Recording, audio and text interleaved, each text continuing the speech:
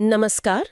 आज हम सीमा सुरक्षा बल मतलब बीएसएफ की एक खास भर्ती पर थोड़ी बात करेंगे। ये है हेड कांस्टेबल के दो तकनीकी पद, रेडियो ऑपरेटर आरओ और radio mechanic RM. Group C की नौकरियां हैं ये। और अच्छी बात ये है कि पुरुष और महिला दोनों उम्मीदवार इसके लिए अप्लाई कर सकते हैं।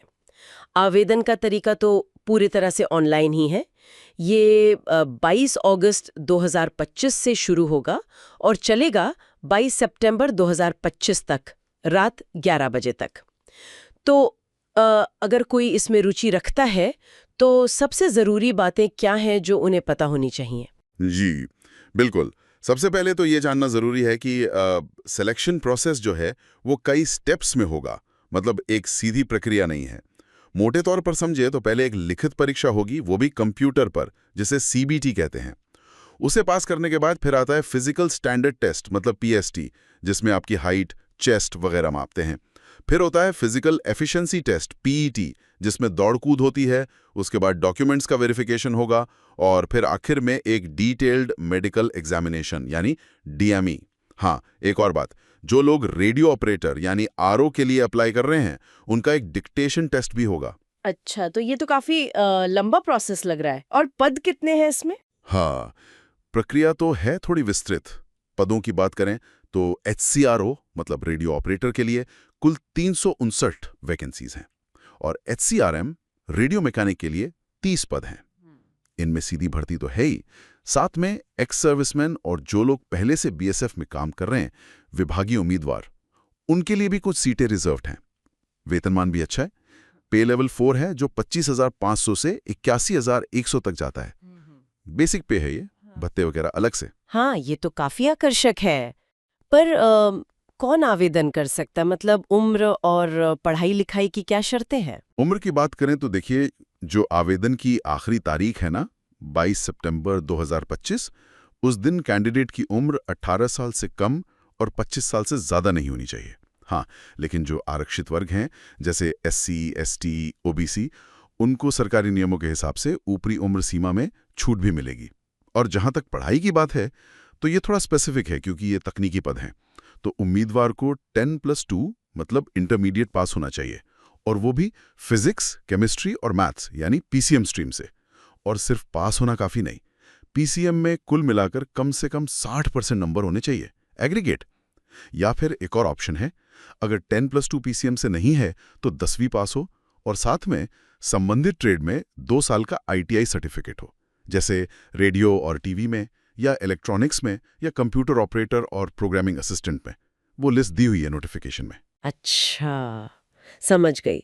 तो मतलब या तो 10+2 साइंस पीसीएम 60% के साथ, या फिर 10वीं के बाद आईटीआई। आर्ट्स या कॉमर्स वाले सीधे 10+2 बेसिस पर नहीं आ सकते जब तक आईटीआई ना हो। और शारीरिक मानक, बीएसएफ है तो फिजिकल फिटनेस तो बहुत अहम होगी। बिल्कुल बिल्कुल। पुरुषों के लिए न्यूनतम ऊंचाई 168 सेंटीमीटर रखी गई है और सीना बिना फुलाए 80 सेंटीमीटर और फुलाकर 85 सेंटीमीटर। महिलाओं के लिए न्यूनतम ऊंचाई 157 सेंटीमीटर है। हाँ, इसमें भी कुछ छूट है, जैसे जो लोग गढ़वाली, कुमाऊनी, गोरखा, डोगरा मराठा समुदाय से हैं, या फिर सिक्किम, नागालैंड, अरुणाचल प्रदेश, मणिपुर वगैरह, मतलब पहाड़ी इलाकों या अधिसूचित आदिवासी क्षेत्रों से हैं, उनके लिए हाइट और चेस्ट में कुछ रियायत है। वो डिटेल्स नोटिफिकेशन में देखनी होंगी। ठीक है। और वो जो आपने बताया था फिजिकल एफिशिएंसी टेस्ट यानी पीईटी, उसमें क्या करना होगा? कितनी दौड़ लगानी है? हाँ, पीईटी भी क्वालिफाई करना जरूरी है। पुरुषों को 1.6 किलोमीटर दौड़ना है और समय मिलेगा 6.5 मिनट। इसके अलावा लॉन्ग जंप और हाई जंप भी है। लॉन्ग जंप 11 फीट और हाई जंप 3.5 फीट। 3 चांस मिलेंगे इसके लिए। ओके। महिलाओं के लिए 800 मीटर की दौड़ है 4 मिनट में, और उन्हें लॉन्ग जंप 9 फीट और हाई जंप 3 फीट करनी होगी। इसके लिए भी 3 मौके मिलेंगे।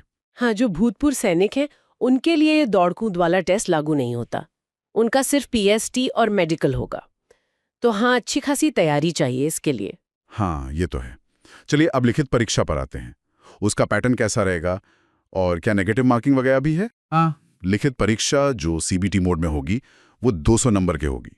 इसमें कुल 100 सवाल पूछे जाएंगे, सारे मल्टीपल चॉइस, और इसके लिए 2 घंटे का समय मिलेगा।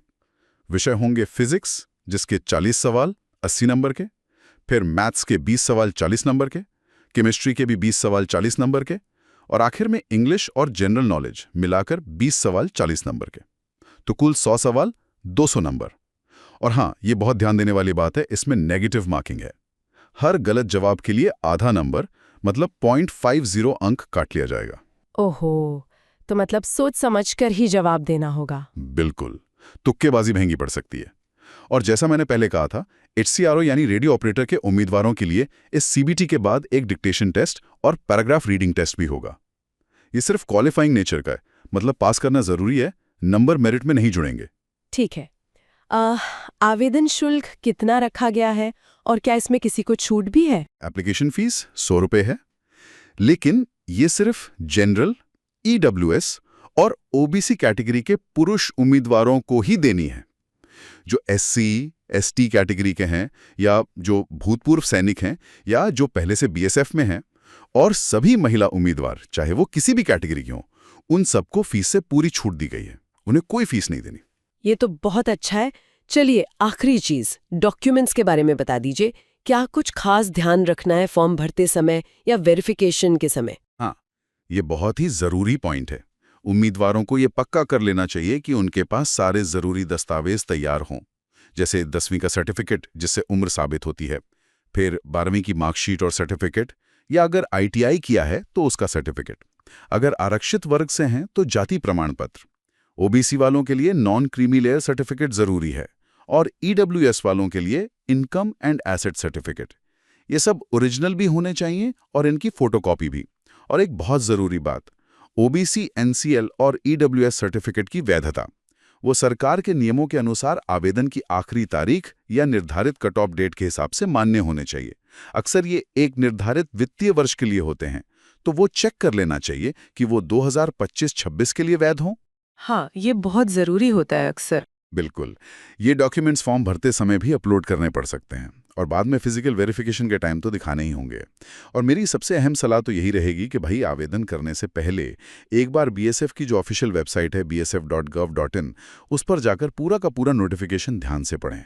उसमें मेडिकल के क्या स्टैंडर्ड्स हैं, टैटू को लेकर क्या पॉलिसी है, और भी बहुत सारी बारीकियां दी होती हैं। कोई भी गलत जानकारी देना या कोई गलत तरीका अपनाना, उससे उम्मीदवारी रद्द हो सकती है। तो सावधानी बहुत जरूरी है। बहुत अच्छे से समझाया आपने। तो संक्षेप में यही है कि जो लोग BSF में हेड कांस्टेबल के तौर पर, खासकर इन तकनीकी भूमिकाओं में रेडियो ऑपरेटर या मैकेनिक के तौर पर सेवा देना चाहते हैं और योग्यता रखते हैं, उनके लिए ये एक सुनहरा मौका है। उन्हें अपनी पात्रता अच्छे से जांचनी होगी, लिखित परीक्षा और फिजिकल टेस्ट की तैयारी में अभी से जुटना होगा, सारे दस्तावेज तैयार रखने होंगे, और हाँ, सबसे जरूरी 22 सितंबर 2025 से पहले ऑनलाइन अप्लाई जरूर कर देना होगा। बिल्कुल,